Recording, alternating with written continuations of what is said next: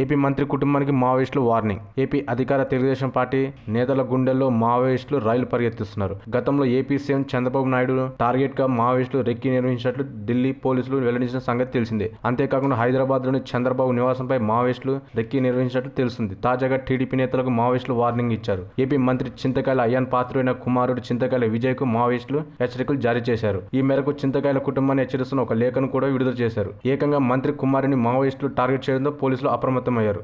చింతకాయల విజయ్కు భద్రత పెంచే యోచనలో ప్రభుత్వం ఉంది.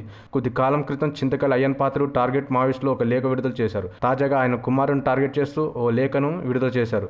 దీంతో ఇప్పుడు ఈ విషయం ఏపీలో పెద్ద చర్చనీయాంశంగా మారింది. మావోయిస్ట్ పార్టీ తీర్పు డివిజన్ కమిటీ కార్యదర్శి కైలాస్ పేరిట విడుదలైన ఈ లేఖ ఇప్పుడు టీడీపీ నేతల గుండెల్లో రైలు పరిగెడుతుంది. విశాఖ జిల్లా జీకే వీధి మండలం సరుగుడు కర్వే విల్గితికిలో విజయ్కు పెద్ద ఎత్తున వాటాలున్నాయని మావోయిస్ట్ పార్టీ ఆరోపించింది. ఆదివాసులైన కొందరు వ్యక్తులను బినామీలుగా చేసుకుని విజయ్ అండ్ కో అక్రమ మైనింగ్ పాల్పడుతున్నారని మావోయిస్ట్ పార్టీ ఆరోపించింది. వెంటనే మైనింగ్ పన్ను నిలిపివేయాలని మావోయిస్టులు అయ్యన్ కుటుంబానికి అల్టిమేట్ జారీ చేసినట్టు తెలుస్తుంది. సరుగుడు కర్వే తవ్వకాలను వ్యతిరేకిస్తున్న గిరిజనానికి తమ సంపూర్ణ మద్దతు ఉంటుందని ఆ లేఖలో మావోయిస్టులు పార్టీ తేల్చి చెప్పింది. అక్రమాలను ప్రశ్నిస్తున్న వారిపై అయ్యన్ కుటుంబం దాడులు చేస్తుందని, పద్ధతి మార్చుకోకపోతే తీవ్ర పరిమాణాలు తప్పవని హెచ్చరించింది. For more videos, please subscribe our channel.